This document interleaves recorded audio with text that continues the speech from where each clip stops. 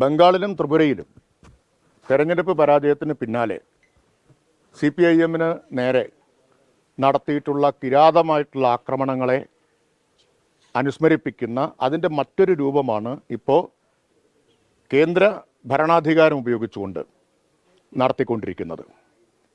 കഴിഞ്ഞ തെരഞ്ഞെടുപ്പ് കാലത്ത് ഇന്ത്യയിലെ ഏക ഇടതുപക്ഷ ഗവൺമെൻറ്റിനെ ഇല്ലാതാക്കും എന്ന് പ്രഖ്യാപിച്ചത് കേന്ദ്ര ആഭ്യന്തരമന്ത്രി അമിത്ഷായാണ്.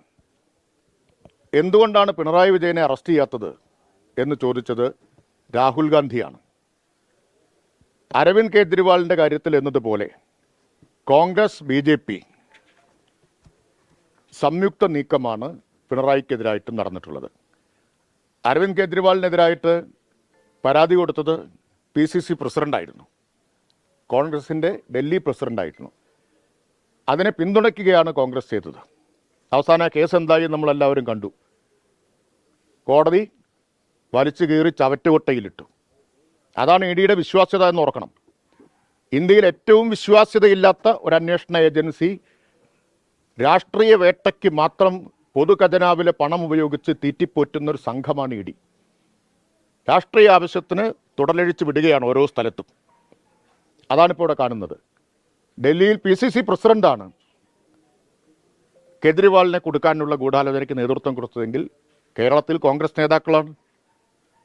മാത്യു കൊഴുനാടൻ ഉൾപ്പെടെയുള്ള ആളുകൾ അതിൻ്റെ ഭാഗമാണ്.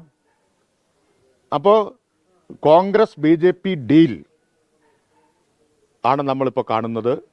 ഇതിന് കളമൊരുക്കാൻ വേണ്ടിയാണ് തെരഞ്ഞെടുപ്പ് കാലത്തുടനീളം മുഖ്യമന്ത്രി, ഇപ്പോഴത്തെ മുഖ്യമന്ത്രി VD സതീശൻ CPM BJP ഡീലെന്ന് ഉറക്കെ വിളിച്ചു കൂവിക്കൊണ്ട് നടന്നത്. ഉത്സവപ്പറമ്പിലെ പോക്കറ്റടിക്കാരനെ പോലെ. ഡീല് നേരത്തെ ഉണ്ടായിക്കഴിഞ്ഞിരുന്നു. തെരഞ്ഞെടുപ്പിൽ വളരെ തന്ത്രപരമായി BJP വോട്ട് മറച്ചു കൊടുത്തിട്ടുണ്ട് കോൺഗ്രസ് അധികാരത്തിൽ വരുന്നു എന്ന് ഉറപ്പാക്കാൻ. അതിനുശേഷമുള്ള വേട്ട ഇപ്പോൾ നടക്കുകയാണ്. ഇതിനെ നേരിടാൻ ഇടതുപക്ഷത്തിനറിയാം. ജനങ്ങളെ അണിനിരത്തി രാഷ്ട്രീയമായി നേരിടും, നിയമപരമായി നേരിടേണ്ടത് നിയമപരമായിട്ടും നേരിടും. ഇന്നലെ 40 മിനിറ്റാണല്ലോ മുഖ്യമന്ത്രി സതീശൻ പ്രധാനമന്ത്രിയുമായിട്ട് ചർച്ച നടത്തിയത്. ഇന്ന് രാവിലെ റെയ്ഡ് നടക്കുന്നു. ഇതൊന്നും തമ്മിലൊരു ബന്ധമില്ല എന്നാണോ അരിയാഹാരം കഴിക്കുന്നവരൊക്കെ വിശ്വസിക്കേണ്ടത്? ഈ പ്രധാനമായും VD സതീശൻ മുഖ്യമന്ത്രി ആവുന്നതിന് മുൻപ് തന്നെ മംഗലാപുരത്ത് ഒരു യാത്ര RSS നേതാക്കളെല്ലാം കാണാൻ വേണ്ടി നടത്തി. അതൊക്കെ ഇതിൻ്റെ ഒരു ഗൂഢാലോചനയുടെ ഭാഗമാണോ? വലിയ ഒരു ഗൂഢാലോചന, ഒരു വൻ പദ്ധതി ഇതിൻ്റെ പിന്നിൽ നടന്നിട്ടുണ്ടെന്ന് നമ്മൾ കാണണം. ചാർട്ടർ ചെയ്ത വിമാനത്തിലാണ് VD സതീശൻ പോകുന്നത്. എന്താ അത് കേരളത്തിൽ BJPക്ക് ഒരു വിഷയമാവാത്തത്? മാധ്യമങ്ങൾക്ക് വിഷയമല്ല വോട്ട്, BJPക്കും അത് വിഷയമാവാത്തത്?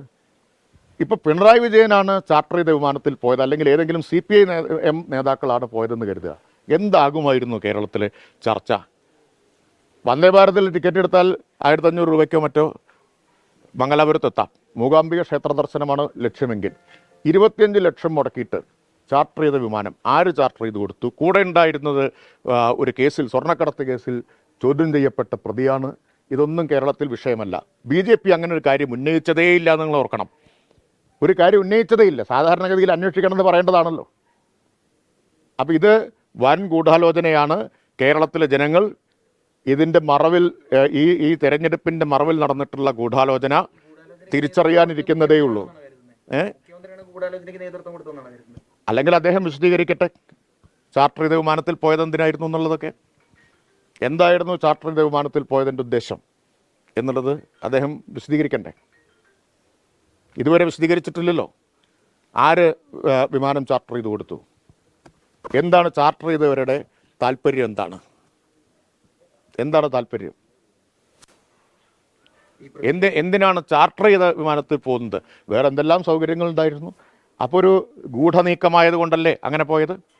രഹസ്യ നീക്കമായത് കൊണ്ടല്ലേ?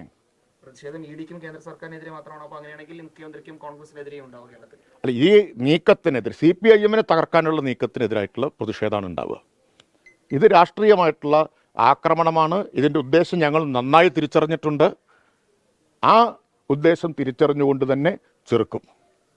ഒരു കണക്കിന് അവരിങ്ങനെ ചെയ്യട്ടെ. അപ്പോൾ CPIM-ൻ്റെ ശക്തിയും കരുത്തും എന്താണെന്നുള്ളത് അവരറിയും.